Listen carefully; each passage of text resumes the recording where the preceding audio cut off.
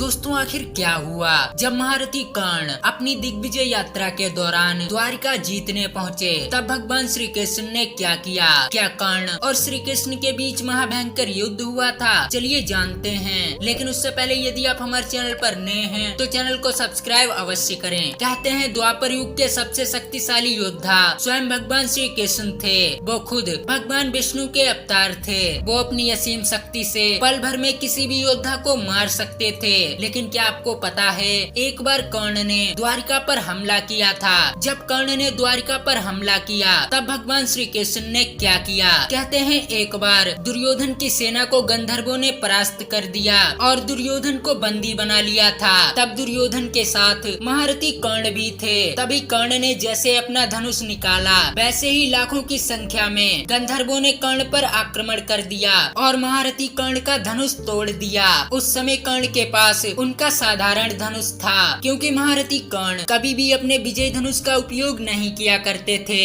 और उन्होंने महाभारत युद्ध में भी अपने धनुष का उपयोग युद्ध के 17वें दिन किया था, जिसके चलते महारथी कर्ण गंधर्वों के सामने अपना कोई भी दिव्यास्त्र नहीं चला सके, जिसके चलते गंधर्वों के सामने से महारथी कर्ण को भागना पड़ा। तब अर्जुन ने ही दुर्योधन की जान बचाई थी। तभी से हस्तिनापुर के सभी योद्धा और वहाँ की सेना, साथ ही कई राज्यों के राजा महारथी कर्ण को भगोड़ा कहने लगे। ये सब सुनकर कर्ण को अपने ऊपर लज्जा महसूस हो रही थी। तभी कर्ण बहुत क्रोधित हो गए और उन्होंने क्रोध में आकर दिग्विजय यात्रा करने की ठान ली और कर्ण अपनी दिग्विजय यात्रा पर निकल पड़े। सबसे पहले उन्होंने पांचाल नरेश द्रुपद के राज्य पर आक्रमण किया। जब द्रुपद को ये पता चला कि कर्ण अपनी सेना लेकर पांचाल की ओर बढ़ रहा है, तब द्रुपद कर्ण से युद्ध करने पहुँचे और कर्ण तथा द्रुपद के बीच एक भयंकर युद्ध छिड़ा। लेकिन महारथी कर्ण ने द्रुपद को परास्त कर हस्तिनापुर के अधीन कर दिया और उससे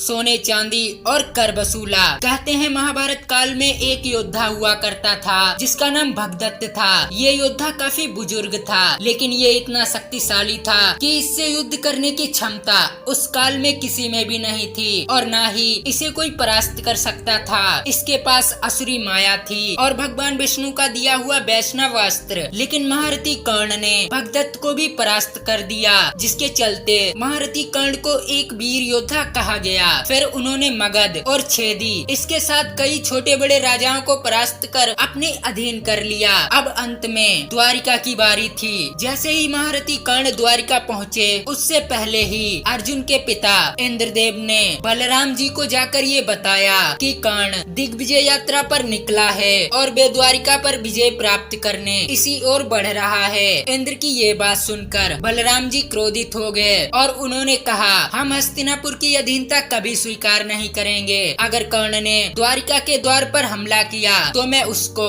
और उसकी सेना को यमलोक के द्वार पहुंचा दूंगा। तब बलराम जी कृष्ण के पास जाते हैं और उन्हें सब कुछ बताते हैं और कृष्ण से कहते हैं, तुम अपना सुदर्शन चक्र उठाओ और मेरे साथ चलो। आज हम यादवों की ताकत पूरा संसार देखेगा। तब भगवान श्री कृष्ण बलराम को शांत करते हैं और उनसे कहते हैं, हे दाऊ, हम बिना कर्ण की मंशा जाने उस पर आक्रमण नहीं कर सकते। मैं कर्ण को अच्छी तरह से जानता हूँ। फिर बलराम और कृष्ण द्वारिका के मुख्य द्वार पर पहुँचते हैं। उनके पीछे उनकी नारायणी सेना थी, सामने महारथी कर्ण और उनकी सेना थी। कर्ण को देखकर बलराम का गुस्सा तनिक भी शांत नहीं हुआ और उन्होंने अपने हल को जमीन में पटक कर कर्ण को युद्ध की चुनौती दी। तब कर्ण ने अपना धनुष उठाया और उसमें 2 बाण लगाए और कृष्ण तथा बलराम की तरफ अपना धनुष उठाया। ये सब देखकर नारायणी सेना और कर्ण की सेना अचंभित रह गई। आखिर क्या होने वाला है? एक से एक बड़े योद्धा पीछे हटने लगे, क्योंकि सामने स्वयं भगवान श्री कृष्ण और बलराम जी थे, जिन पर कर्ण अपना धनुष उठे 2 बाणों से निशाना लगाए हुए था। तभी कर्ण ने अपने बाण का संधान किया और देखते ही देखते वे दोनों बाण पुष्प में बदल गए और बलराम तथा कृष्ण के गले में चले गए। फिर कर्ण ने उन्हें प्रणाम किया और बलराम कृष्ण से कहा, हे भगवान श्री कृष्ण और बलराम जी, मैंने चारों दिशाओं में विजय प्राप्त की है। मैंने पूरे संसार को परास्त कर अपने अधीन कर लिया